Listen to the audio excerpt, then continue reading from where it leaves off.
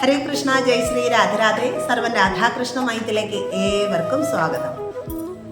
ഫൽഗുന മാസത്തിലെ വെളുത്ത പക്ഷത്തിൽ വരുന്ന ഏകാദശിയാണ് ആമലക്കി ഏകാദശി. ഈ ദിവസം ഭഗവാൻ മഹാവിഷ്ണുവിനും നെല്ലിമരത്തിനും ഏറെ പ്രാധാന്യം നൽകുന്ന ദിവസമാണ്.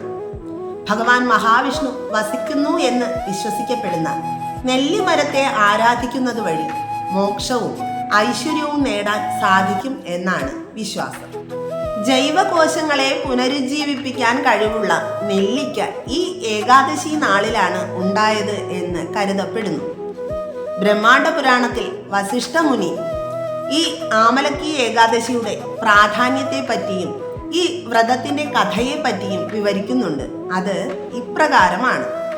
പുരാതന കാലത്ത് വൈദിശ എന്ന രാജ്യം ഭരിച്ചിരുന്നത് ചിത്രരഥൻ എന്ന രാജാവായിരുന്നു. ചിത്രരഥ രാജാവും അദ്ദേഹത്തിന്റെ പ്രജകളും വിഷ്ണു പൂജയുടെ ഫലമായിട്ട് ഐശ്വര്യത്താൽ അനുഗ്രഹിക്കപ്പെട്ടു കഴിയുന്ന കാലം. അങ്ങനെ ഒരിക്കൽ ഈ ആമലക്കി ഏകാദശി ദിവസം വന്നെത്തിച്ചേരുകയാണ്. അങ്ങനെ ഈ വ്രതം അനുഷ്ഠിക്കുന്നതിന് വേണ്ടിയിട്ട് രാജാവും അദ്ദേഹത്തിന്റെ പ്രജകളും കൂടി ക്ഷേത്രത്തിലേക്ക് പോവുകയാണ്. അങ്ങനെ ക്ഷേത്ര ദർശനം നടത്തിയതിനു ശേഷം ക്ഷേത്രത്തിന്റെ സമീപത്തായിട്ടുള്ള പുഴയിലിറങ്ങി ഭഗവാനെ ധ്യാനിക്കും. അതിനുശേഷം ക്ഷേത്രത്തിന് സമീപത്തായിട്ടുള്ള നെല്ലിമരത്തിന്റെ അടുത്ത് പോയിട്ട് നെല്ലിമരത്തെയും പൂജിക്കുകയും ആരാധിക്കുകയും ഒക്കെ ചെയ്തു. എന്നിരുന്നാലും ഈ ചിത്രരഥ രാജാവ് ഭഗവാന്റെ അവതാരമായ പരശുരാമനെ ആയിരുന്നു ആരാധിച്ചിരുന്നത്. അങ്ങനെ അന്നത്തെ ദിവസം ഈ നെല്ലിമരത്തിന്റെ ചുവട്ടിലിരുന്നു കൊണ്ട് അദ്ദേഹവും അദ്ദേഹത്തിന്റെ പ്രജകളും ഉപവാസമൊക്കെ അനുഷ്ഠിച്ച് ഭഗവാന്റെ നാമസങ്കീർത്തനങ്ങൾ ഏർപ്പെട്ട് കഴിയുകയായിരുന്നു. അതേസമയം ഒരു വേട്ടക്കാരൻ വിശന്ന് വലഞ്ഞ് അവിടെ എത്തുകയാണ്. അങ്ങനെ ഈ രാജാവിനെയും അദ്ദേഹത്തിന്റെ പ്രജകളെയും ഒക്കെ കാണുമ്പോൾ അദ്ദേഹം ആകെ ഭയപ്പെട്ട് വൃക്ഷങ്ങളുടെ പുറകിലായിട്ട് മറഞ്ഞു നിൽക്കുകയാണ്. അപ്പോ ഈ രാജാവ് ഈ വ്രതത്തിന്റെ കഥകളെ പറ്റിയും ഈ വ്രതത്തിന്റെ മഹാത്മ്യത്തെ പറ്റിയുമൊക്കെ ഈ പ്രജകൾക്ക് പറഞ്ഞു കേൾപ്പിച്ചു കൊടുക്കുകയാണ്. അപ്പോൾ ഈ വേട്ടക്കാരൻ ഇതെല്ലാം കേൾക്കാനായിട്ട് ഇടയാകുകയാണ്. അത് മാത്രമല്ല, അദ്ദേഹം അന്നേ ദിവസം ആഹാരം ഒന്നും കഴിച്ചിട്ടില്ലായിരുന്നു ഈ വേട്ടക്കാരനും. അങ്ങനെ ഈ മരത്തിന്റെ പിറകിലായിട്ട് നിന്നുകൊണ്ട് ഭഗവാനെ സ്തുതിക്കുന്നതും ഭഗവാന്റെ ഭജന പാടുന്നതുമൊക്കെ അദ്ദേഹവും കേൾക്കുകയാണ്. അങ്ങനെ അന്നത്തെ ദിവസം ഈ വേട്ടക്കാരന് ഉറക്കമൊക്കെ ഉപേക്ഷിച്ചുകൊണ്ട് ഈ ഭഗവാന്റെ സ്തുതികൾ പാടുന്നതും അദ്ദേഹത്തിന്റെ ഈ നാമങ്ങളൊക്കെ ജപിക്കുന്നത് ഈ പുലരുന്നത് വരെ അദ്ദേഹം കേൾക്കുവാനായിട്ട് ഇടയാകും.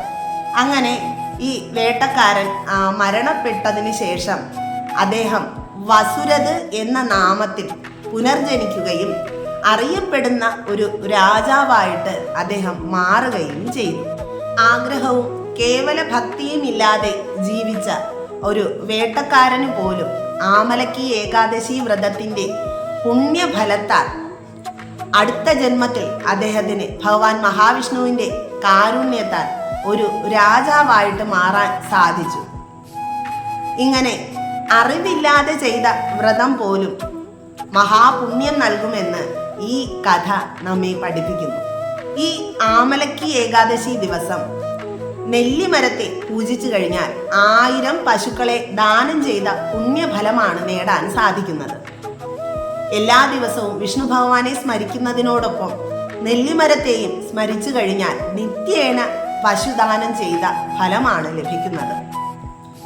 ഈ ദിവസം, അതായത് ഈ ആമലക്കി ഏകാദശി ദിവസം നെല്ലിമരത്തെ സ്പർശിച്ചു കഴിഞ്ഞാൽ ഇരട്ടി ഫലവും, നെല്ലിക്ക ഭക്ഷിച്ചു കഴിഞ്ഞാൽ 3 ഇരട്ടി ഫലവും നേടാൻ സാധിക്കും എന്നാണ് വിശ്വാസം. അതുകൊണ്ട് കഴിയുന്നതും എല്ലാ ദിവസവും നെല്ലിമരത്തെയും തുളസിച്ചെടിയെയും പൂജിക്കുവാനായിട്ട് ശ്രമിക്കുക. ഈ ഏകാദശി ദിവസം നെല്ലിമരത്തെ ആരാധിക്കുന്നതിനോടൊപ്പം നെല്ലിമരത്തിന് ചുവട്ടിലായിട്ട് ഭഗവാനെ പൂജിക്കുകയും ഭഗവാന് നൈവേദ്യമായിട്ട് നെല്ലിക്ക അർപ്പിക്കുകയും ചെയ്യുന്നത് ഏറെ വിശേഷമാണ്. ഇങ്ങനെ ഈ വ്രതം ആചരിക്കുന്നതിലൂടെ എല്ലാ പാപങ്ങളിൽ നിന്നും മുക്തിയും വിഷ്ണു സായുജ്യവും നേടാൻ സാധിക്കും എന്നാണ് കരുതപ്പെടുന്നത്. ഇത്തവണത്തെ ആമലക്കി ഏകാദശി വരുന്നത് 2026 ഫെബ്രുവരി 27 വെള്ളിയാഴ്ച ദിവസമാണ്. ഏകാദശി തിഥി ആരംഭിക്കുന്നത് 2026 ഫെബ്രുവരി 27 പുലർച്ചെ 12:33 മുതൽ അന്നേ ദിവസം രാത്രി 10:33 വരെയാണ്. ഏകാദശി ദിവസത്തിലെ ഏറ്റവും പ്രധാനപ്പെട്ട സമയം എന്ന് പറയുന്നത് ഹരിവാസര സമയമാണ്. ഈ സമയം ഭഗവാൻ ലക്ഷ്മി സമേതനായിട്ട് ഭൂമിയിൽ ഉണ്ടാകും എന്നാണ് വിശ്വാസം. അതുകൊണ്ട് തന്നെ ഈ സമയത്ത് നമ്മുടെ വായൊക്കെ ശുദ്ധമാക്കി വെച്ചുകൊണ്ട് ഭഗവാന്റെ നാമസങ്കീർത്തനങ്ങളിലായി മുഴുകാനായിട്ട് ശ്രമിക്കുക. ഇത്തവണത്തെ ഹരിവാസര സമയം വരുന്നത് ഫെബ്രുവരി 27-ാം തീയതി, അതായത് ഏകാദശി ദിനത്തിൽ വെള്ളിയാഴ്ച വൈകുന്നേരം 5:03 മുതൽ ഫെബ്രുവരി 28-ാം തീയതി പുലർച്ചെ 4:05 വരെയാണ്. ഏകാദശി വ്രതം അവസാനിപ്പിക്കുന്നതിനെ പാരണ വീടുക എന്നാണ് പറയുന്നത്. ഈ സമയത്ത് നമ്മൾ എടുത്തു വെച്ചിരിക്കുന്ന തുളസിയില തീർത്ഥത്തിൽ ഇട്ട ശേഷം ഒരു നുള്ള് അരിയോ മലരോ അതിൽ ഇട്ടതിന് ശേഷം ഭോക്ഷേഹും പുണ്ഡരീകാക്ഷ ശരണമേ ഭവാച്യുത എന്ന മന്ത്രം ഉരുവിട്ടുകൊണ്ട് ഈ തീർത്ഥം സേവിക്കുമ്പോൾ നമ്മുടെ വ്രതം അവസാനിക്കും. ഈ മന്ത്രത്തിന്റെ അർത്ഥം വരുന്നത് പുണ്ഡരീകാക്ഷനായ ഭഗവാനെ ഞാനിതാ പാരണ വീടുന്നു, അങ്ങ് എനിക്ക് ശരണമായി ഭവിക്കണമേ അച്യുത എന്നാണ് ഈ മന്ത്രത്തിന്റെ അർത്ഥം വരുന്നത്.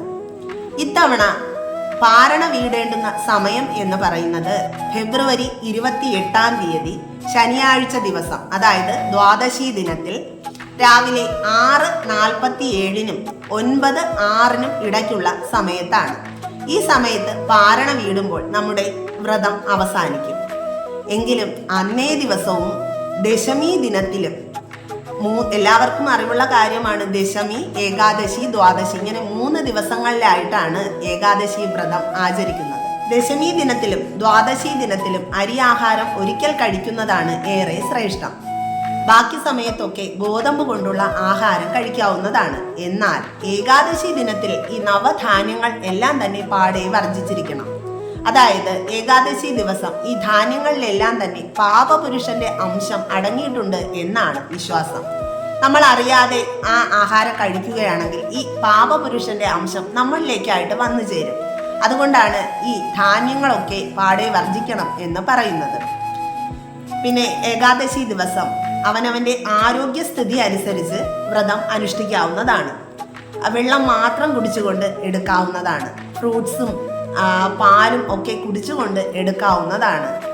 പിന്നെ കിഴങ്ങ് വർഗ്ഗങ്ങൾ, അതായത് ഭൂമിക്കടിയിലുണ്ടായ കിഴങ്ങ് വർഗ്ഗങ്ങളെല്ലാം തന്നെ പുഴുങ്ങി കഴിക്കാവുന്നതാണ്. എല്ലാം അവനവന്റെ ആരോഗ്യസ്ഥിതി അനുസരിച്ചായിരിക്കണം. ഫെബ്രുവരി 28-ാം തീയതി ശനിയാഴ്ച ദിവസം നരസിംഹ ദ്വാദശി കൂടിയാണ്. പൂയം നക്ഷത്രം ഒന്നിച്ചു വരുന്ന മഹാപുണ്യദിനം.